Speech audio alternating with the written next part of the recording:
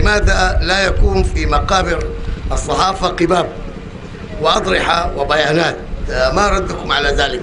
أولا، هذا الكاتب من جماعة الإخوان المسلمين، وهو من الحركيين القدامى بالنسبة للناس الذين لهم دراية ومعرفة بما يدور في الساحة.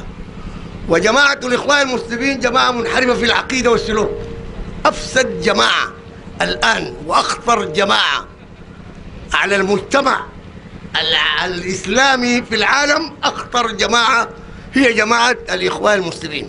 والله ما قرأت آية تتحدث عن المنافقين إلا وجدت هذه الآية تعني جماعة الإخوان المسلمين. ما قرأت آية تتحدث عن الفساد باسم الإسلام وهي من صفات المنافقين إلا وعرفت أن جماعة الإخوان المسلمين هم أصحاب هذه الآية. وما يدل على ذلك واضح. الآن في العالم هذه الحركة فشلت. في مصر مسكوهم الدولة سنة، كشفهم الشعب وخرج عليهم وأطاحهم. برا أطلع برا بلا مرسي بلا جنكلك. في هذه البلاد كشفوا عن حقيقتهم. لما كان الترابي، طبعا ده هو قائد الشغلانة، الترابي لما كان قائد لهذه الحركة الإسلامي المشروع الحضاري الإسلامي، وأوهم الرأي العام وخدع السودانيين أولا على أن دولة الإسلام في السودان، والجماعة صدقوا.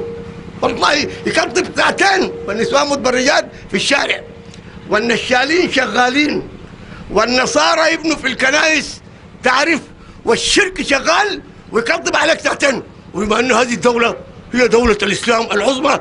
كذاب كذاب. والله ما أعرف أكذب من هؤلاء الناس، يعني جماعة الإخوان المسلمين، وفشلوا يقدموا منهج إسلامي.